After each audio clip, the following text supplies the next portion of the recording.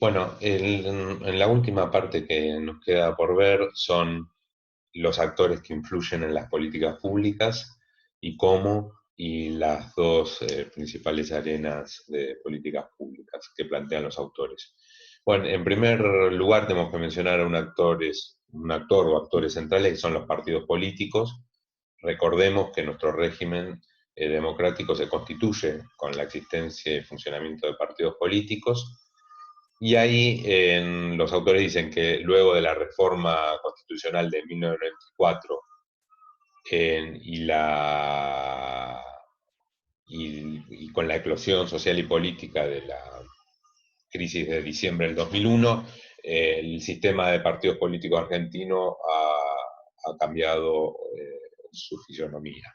Por un lado se ha fragmentado, ¿sí? Esto es decir, aumentaron el número de jugadores efectivos en el escenario político, y por otro lado se produjo algo que se conoce como la descentralización política o la desnacionalización de los partidos políticos, en donde empezaron a tener mucha relevancia los poderes regionales y hubo una dificultad de constituir partidos nacionales o poderes nacionales, ¿sí? Como vimos en otros textos ya.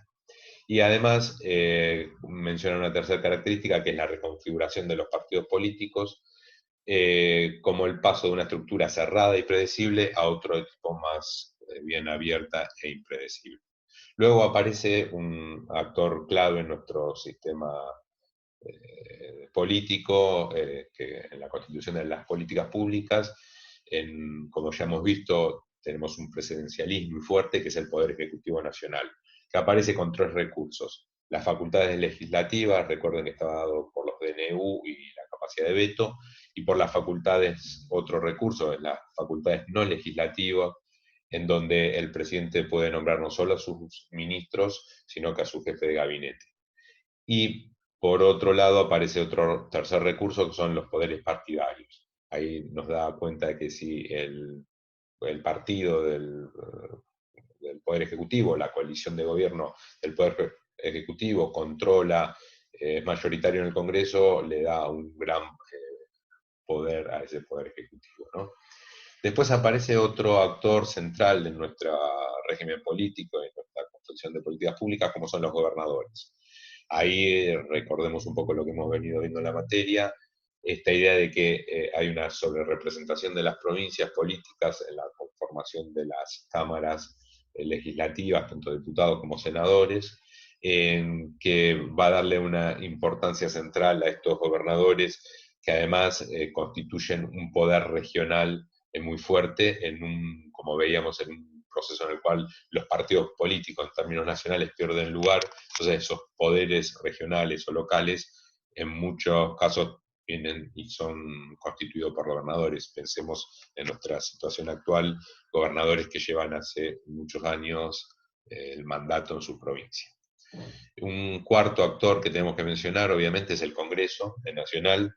Nosotros tenemos una estructura bicameral de nuestro poder legislativo, en el cual tenemos dos cámaras, la Cámara de Diputados, conformado por todas las provincias, y acá los diputados deberían representar la proporción que cada provincia representa en el total, pero hay, como decíamos, una sobrerepresentación dada, porque hay un mínimo de diputados por provincia y no hay un ajuste textual a la cantidad de habitantes en la población. Entonces, la diferencia que tiene, por ejemplo, Buenos Aires con Chaco, para poner un ejemplo, no es exactamente la que hay en la realidad de población entre una y otra.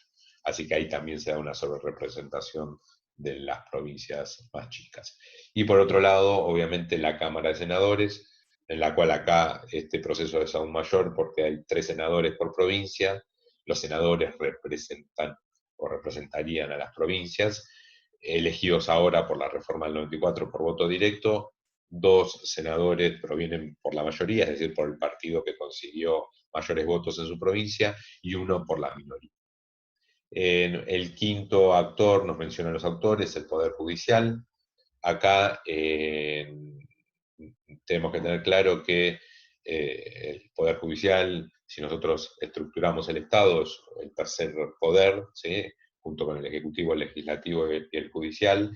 Este Poder Judicial está estructurado con una Corte Suprema de la Nación como árbitro supremo del cumplimiento de la Constitución y de las leyes en todo el territorio, pero cada provincia tiene su propio sistema judicial y hemos visto el poder que tiene este poder judicial fallando desde medidas constitucionales centrales como, por ejemplo, pago de jubilaciones, pero también fallando en muchos asuntos de la vida diaria, ¿no?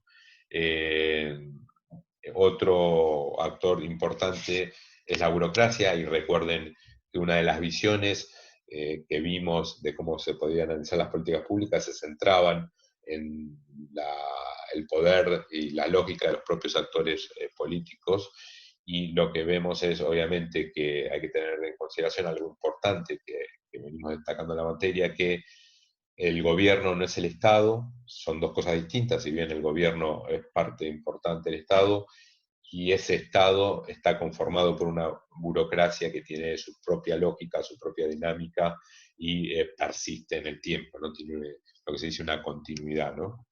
Y después hay un séptimo actor que incluye a otros, que son los actores de la sociedad civil. Ahí por un lado tenemos a las empresas. Vamos a ver en la próxima clase un texto justamente que trata sobre el análisis centralizado en las empresas, justamente mencionando que es uno de los sectores menos analizados en las políticas públicas en Argentina. Y lo que mencionan los autores, bueno, tienen tres tipos de poderes, ¿no? Representan intereses colectivos mediante asociaciones empresariales. La segunda forma que tienen de incidir es mediante el cabildeo, la presión a los decisores de política en la etapa de formulación e implementación. Acá en algunos lugares lo podemos ver como lobby. Y en tercer lugar, contribuciones a las campañas electorales. Otro actor importante de la sociedad civil son los medios de comunicación. Acá, incluso en algún momento se lo ha llamado como el cuarto poder. Sabemos la capacidad de influir que tiene la población en general, sobre todo en una sociedad que cada vez la tecnología es de más fácil acceso, y hoy la información y la comunicación no hay que ir a buscarla, sino nos llega a nuestros propios celulares, ¿no? Y por último, tenemos que mencionar ahí a los sindicatos, y acá hay que tener en cuenta algo más allá del deterioro que han tenido los sindicatos por esta transformación social que se ha vivido desde el 76 al 2001, como esa etapa que vimos, la tercera etapa histórica, en donde la desindustrialización y la pérdida de la industria como eje ordenador le quitó poder a los sindicatos. Pero a pesar de eso, como vamos a ver en la clase siguiente con un texto, vemos que a pesar de eso el modelo sindical argentino sigue siendo un modelo sindical que le da una importancia y un poder a los sindicatos como un poco lugar de América Latina y como uno de los mayores en el mundo, ¿sí?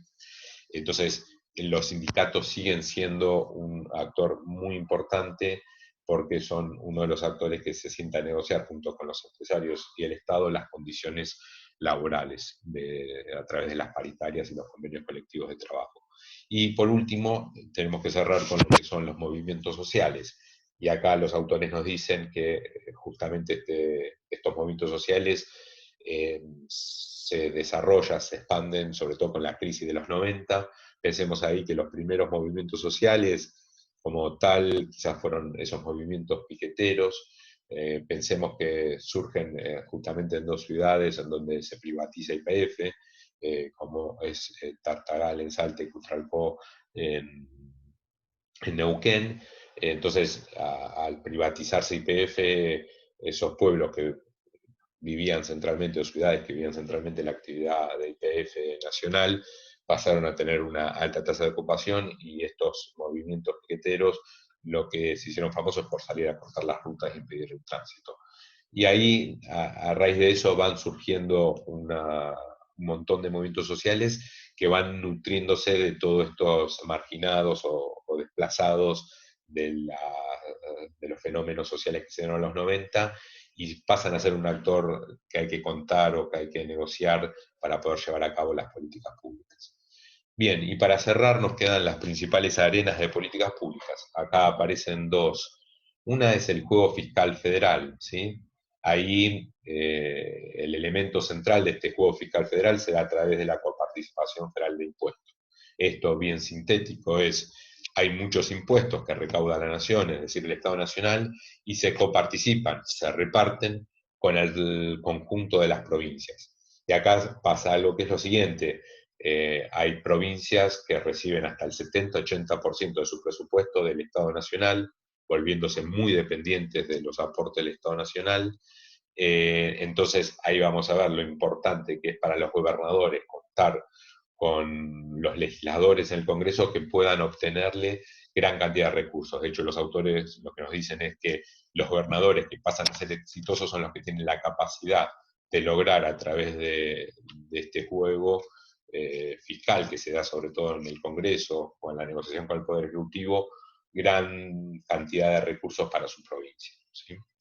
Y después, para cerrar, tenemos el juego del presupuesto público. Ahí tenemos que tener en cuenta: todos los septiembre de cada año ingresa al Congreso un proyecto de ley que manda al Poder Ejecutivo Nacional, que es el presupuesto público, que ingresa como una ley, y es una ley que va a regir para el año siguiente.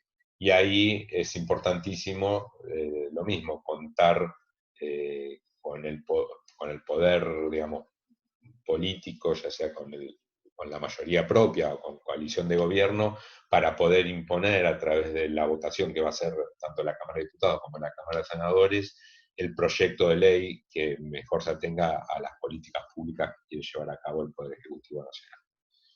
Bueno, muchas gracias. Hasta luego.